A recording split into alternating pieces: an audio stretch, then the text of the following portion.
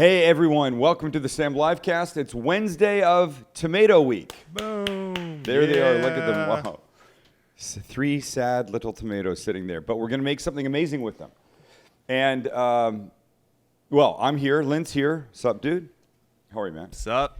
No Max. If you saw Monday's Livecast, you know that we had some problems with a couple recordings. Lynn and I are now redoing them, and Max is out of town. He's in San Francisco at the, what did I say it was called? The Outlands Festival? Something, I don't know. Something. Yeah. Anyway, he saw Paul McCartney Friday night. Wait, like in person? The actual Paul McCartney on stage right there, yeah. Wow. He sent a clip on. I didn't even know he was still He is. alive. He goes, I'm going to see the Beatles. I go, no, you're going to see a Beatle. He goes, as far as I'm concerned, I go, okay, well, there's still 2 left. You're seeing 1. Mm-hmm. Really, you're seeing 0.25 of the Beatles. That's what you're seeing. Anyway, he was excited, and he thought it was fantastic. Oh, I heard he's an amazing performer, too. I think he is. I think he's probably an amazing performer. Speaking of amazing, have you entered the, wait for it.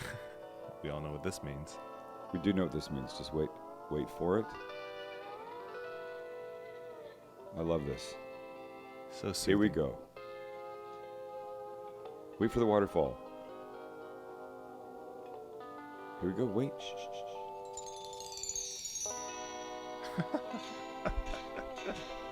Ladies and gentlemen, it's time for Cook Your Way to Kawai with Sam the Cooking Guy. You and a guest can spend 4 nights and 5 days at the lovely Kawai landing on the Garden Island of Kawai with the Sam Livecast and crew. Me, Sam, Lynn, and Max. And what do you have to do?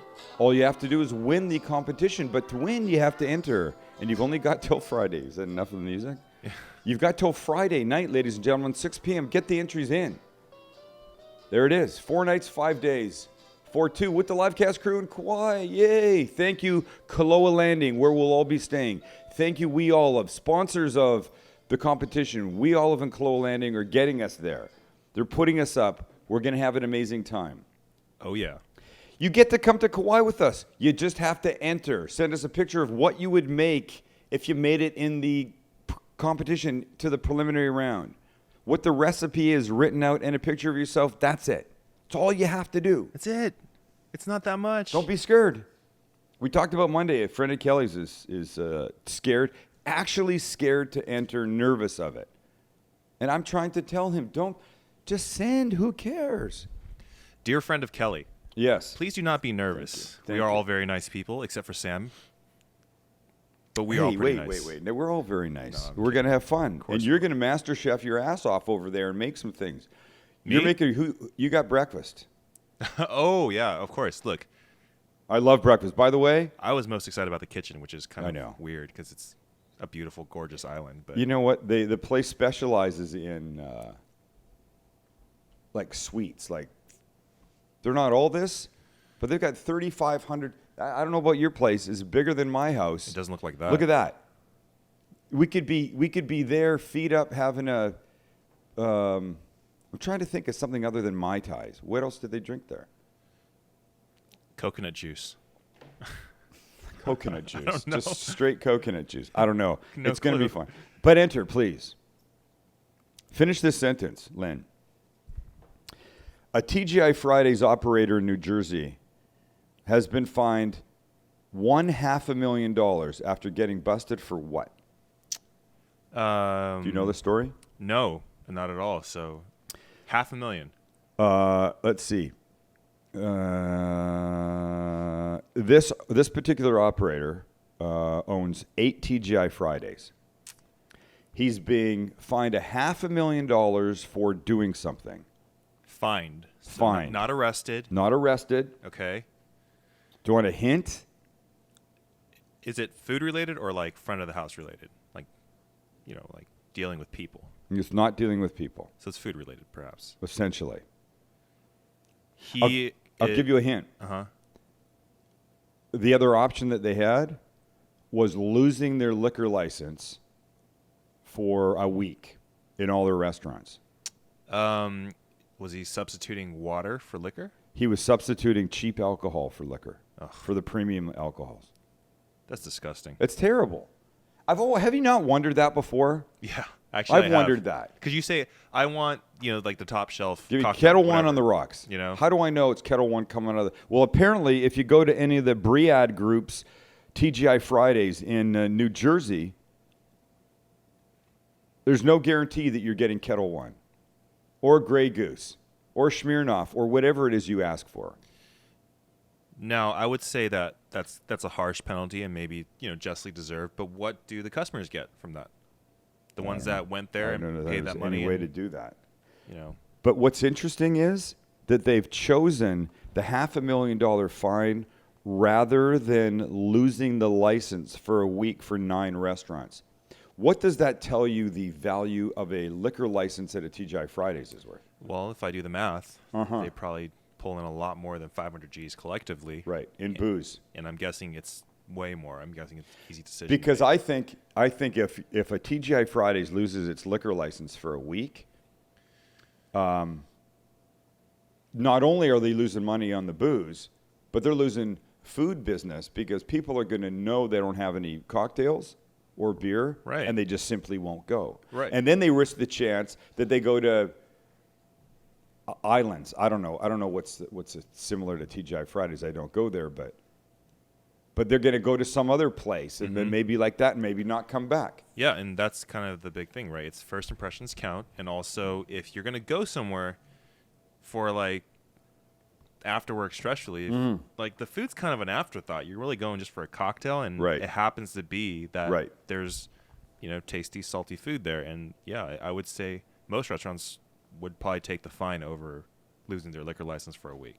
And think about it. That's where we've heard this before. Clearly, that is where they make their money. Yeah. There's almost no labor involved with alcohol. You open a bottle, you pour it into a glass with ice, which is basically free. I mean, yeah, you need the freezing technology behind it.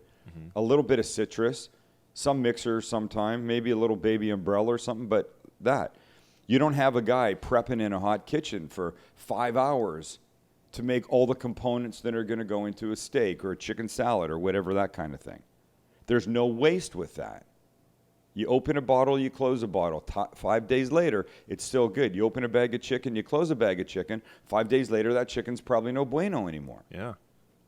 It's interesting. And this begs the question, if you're given the choice to take over a bar and own it, or take over a restaurant and own it, but couldn't serve like liquor, or it wasn't part of their big sales. I'm only taking it out because it's the hypothetical part. Yeah.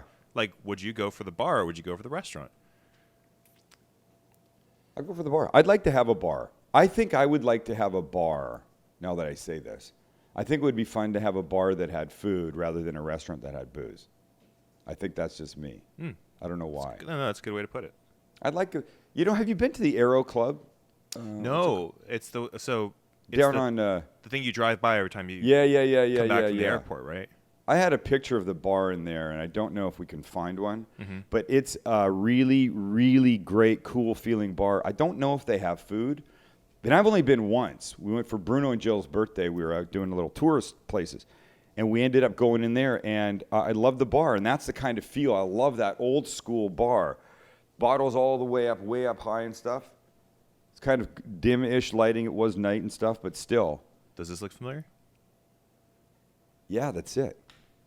That's crazy. They got, don't you dig that? Asian lanterns and... Well, I don't know if that's always there. I don't remember that. Was that just... This is a Chinese New Year picture that I pulled up.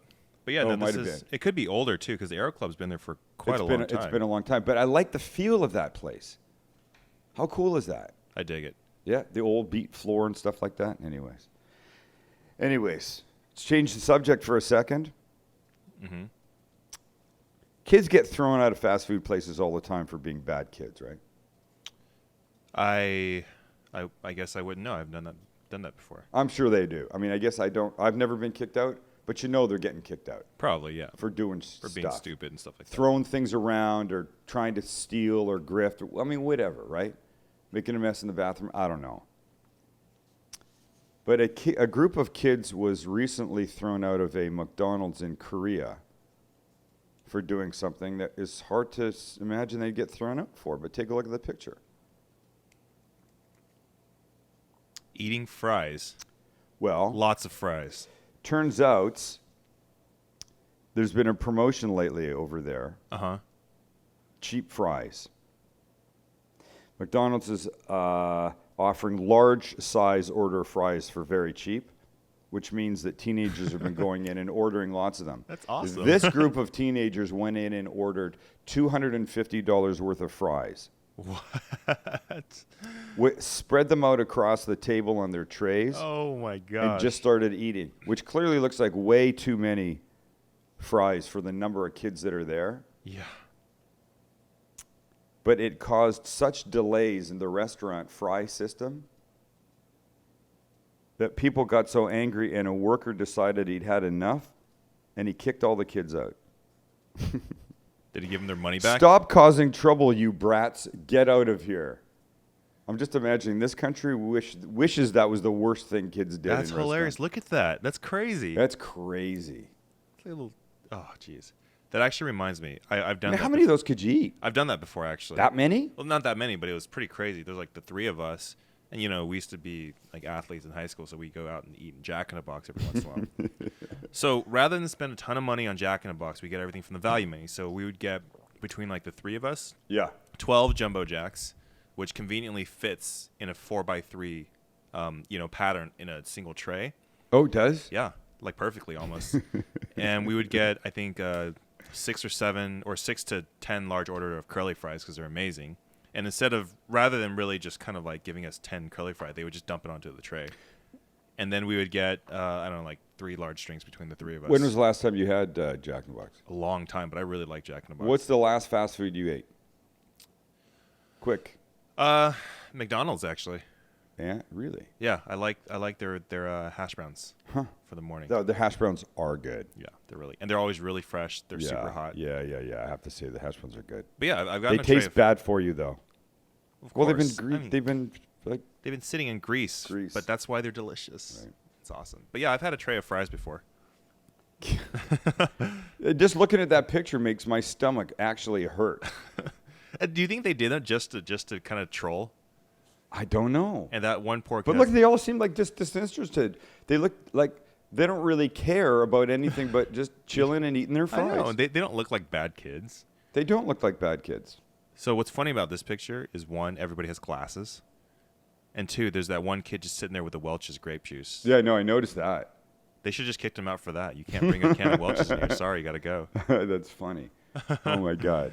All right. We're making Mexican Bruschetta today. Oh, yes, please. That's going to be great on delicious ciabatta bread. Are you ready? I am ready to go. Let's hit it.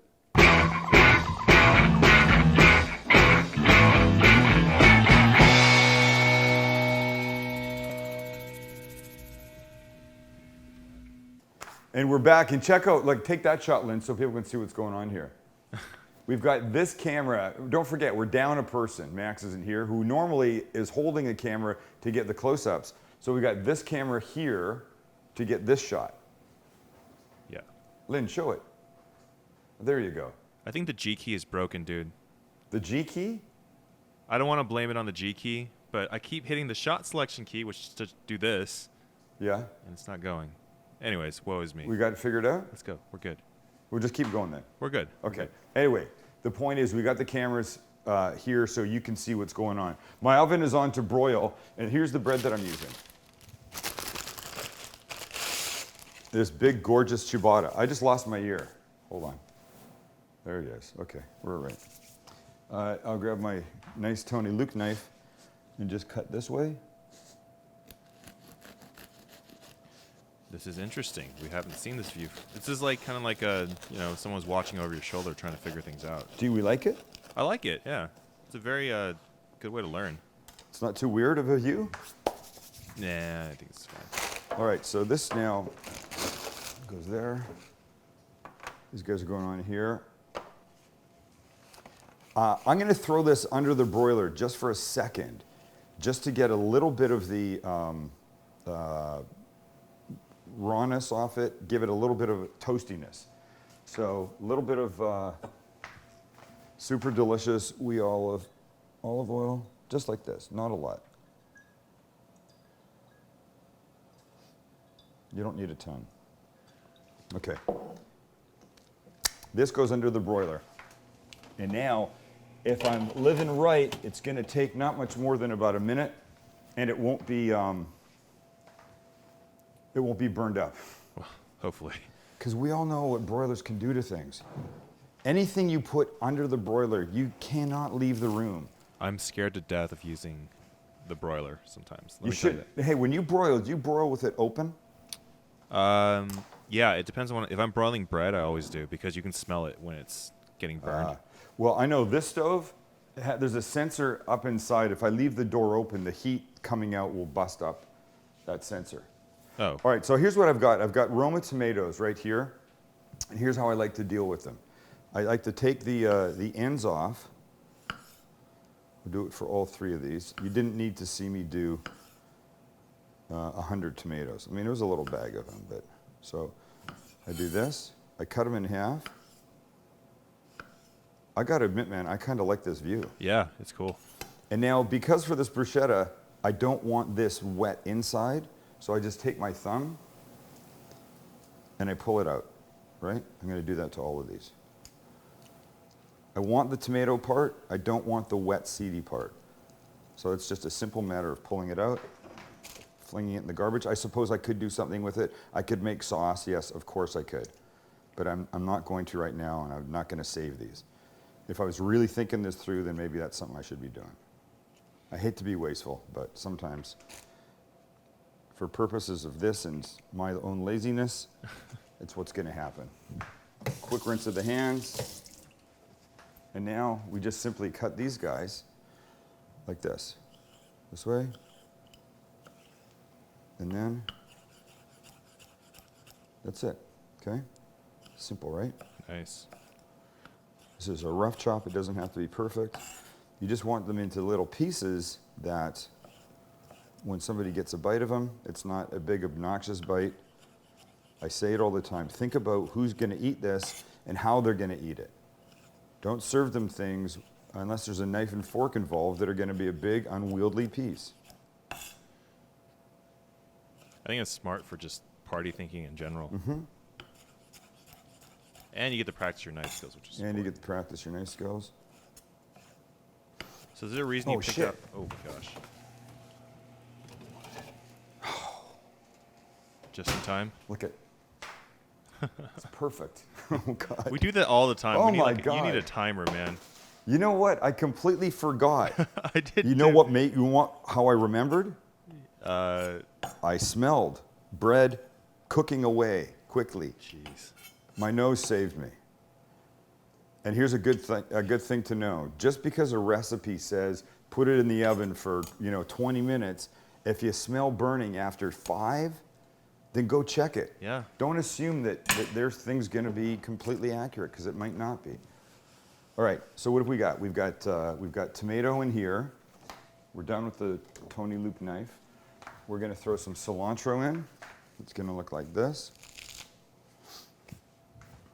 My knife back. Now this is the Mexican part of this bruschetta, right? It's very questionable how Mexican any of this is. But I shot it on a show. I called it Mexican Bruschetta now. And now people come up and go, dude, we make the Mexican Bruschetta all the time. And sometimes I say, it's not all that Mexican, is it? No, not really. So it's only Mexican in that I'm not using basil. It's pretty much, well, there's one other change too. Okay. So cilantro. Here. I'm digging that angle, Lynn. I do too, man. It's cool. And while we're here, so red pepper flakes you would recognize in this jar, right? Right. Here's the kind that I bought at a place downtown, Felipe's. The pizza place sells this kind, and look how much finer it is. They sell it. They sell it, yeah. And it's really cheap. It's like $2 for a jar. I mean, I use the Morton Bassett jars for everything, but I put it in there. This is my go-to now. I haven't been using these big ones. I just find this little one mixes in so much better. That's interesting because I had actually you introduced that probably like around episode 280 or 270. Yeah, right? way back. I've been looking for it. I just can't seem to find That's it the anywhere only else. place I've seen it. Is at Felipe's. Now, do they take a spice grinder and maybe grind up the red pepper flakes into I that? don't know what they do. I just know you get it like that. All right, well. Kosher salt. A few grains of regular pepper. I need some garlic. And I think I said the other day I had this bagged garlic, and I'm okay with using this. It's a bit of a cheat. What did you call it then? Ready garlic. Ready garlic, which it kind of is. But it works. So we're going to use about 4 or 5 cloves. I mean, man, garlic is garlic. And I know fresh garlic has almost no substitute, but when you're putting it into bruschetta and then broiling it, Right. I think it's okay. I think it's okay. Okay, so we've got like 5 cloves in here. This will be fine. This will be fine. We're almost there, folks. Mix this, and now more olive oil. Not too much. A nice little glug.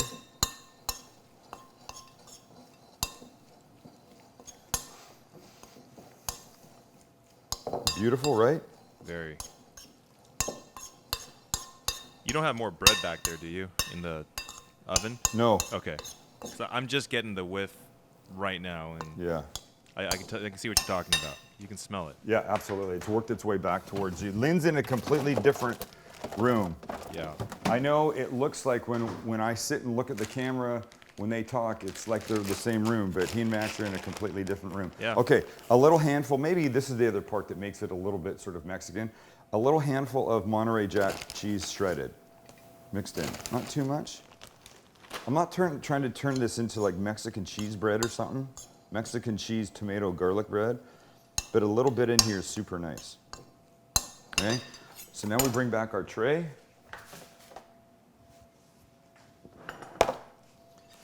And we do this. Nice. I think I'm gonna make it. I didn't know if I had enough for I all was this. going to ask that. Do you think you have enough? I absolutely do. The first spoonful in told me I was gonna have enough. So how many total tomatoes do you think you used? I bought, I think, a little 1 pound bag of them. Uh-huh. There was probably, if I just cut 3 now, there was probably 10 of these guys. Which, could that be a pound? Yeah, that sounds about right. I could look, I got the bag here. Okay, so perfect. Look how nice this is. I'm so Perfect. happy, I'm so happy.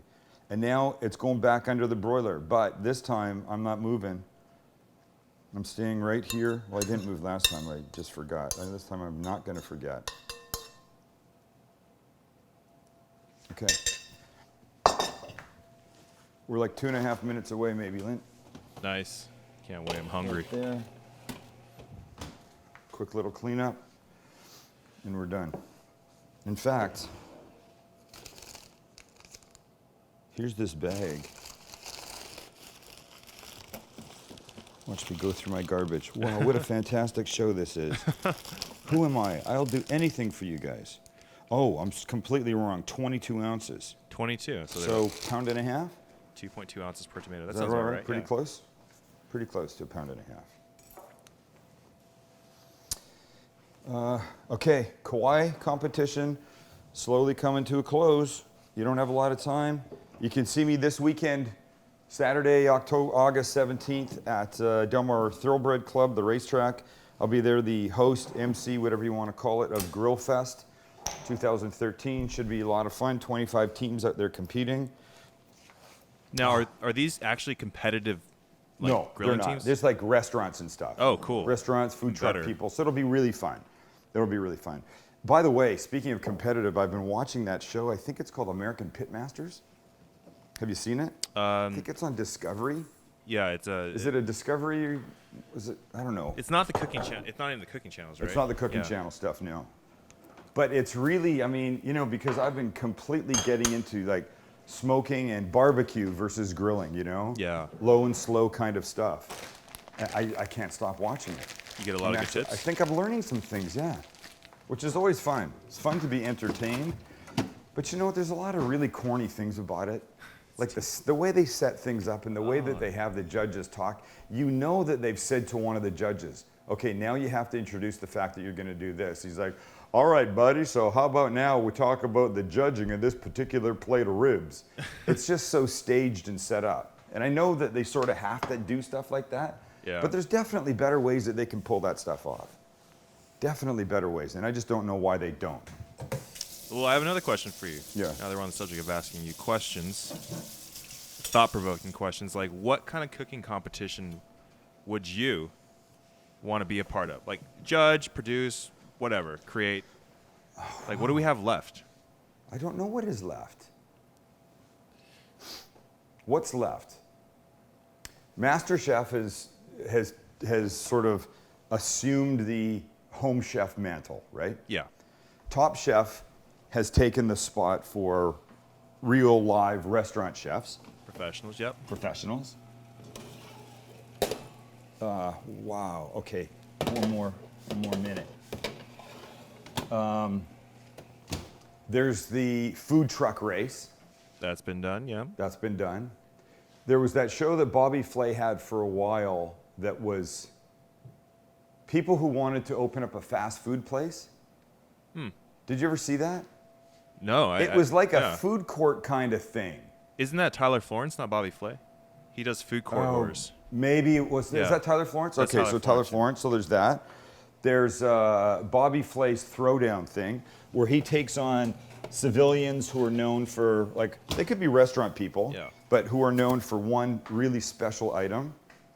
Let's see, how about right there? We right in the middle right there? Look at that. Look how crazy, beautiful, gorgeous this is. It's awesome. And here's the best part. The crunch that's about to happen on this. Lynn. Yes. Any suggestions on how I should cut this?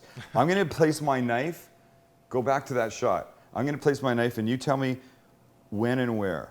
I say stop. Yeah? And then just kind of do that, but alternate the angle. Well, how about if I just do one? Yeah. Oof. Oof. Do it again. Move down. Here? Yeah, and then move over about an inch. There you go. Try that. And then make a straight cut, and then maybe make another crooked one at the end. Here? Yeah. It gives some like rusticness, you know, like it's not totally. Oh, there you go. It's perfect. Now, what if I want a piece of this? How do I get that? Oh, it doesn't matter, man. You sure? We'll make it happen. What if I did? Screw it. Just do it however you think you want to do it. Here's what I want. You want the triangle. Well, I just want a bite. It's going to be.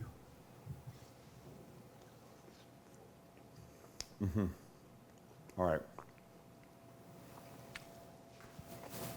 I'm having a moment. It's got to be good. Please, you got to make this. I know I say that, and I say that. I say you got to make it, and then I go, I know I say that a lot, but garlic, tomato, cilantro, the cheese, a little bit of spice. Thank you. Thank you, We Olive, for the olive oil. Thank you, me, for making this. Thank you, me, for getting to eat this now. Thank you for watching and hanging out with us. It's Tomato Week. One more thing to go, Friday. Yeah. Which is also last day you can enter the competition. I got nothing else. Tell your friends, make the food that we make. You're gonna look at the picture, you're gonna see it, you're gonna go, that looks amazing, tastes good too, all right? Thanks for hanging out with us. See you Friday.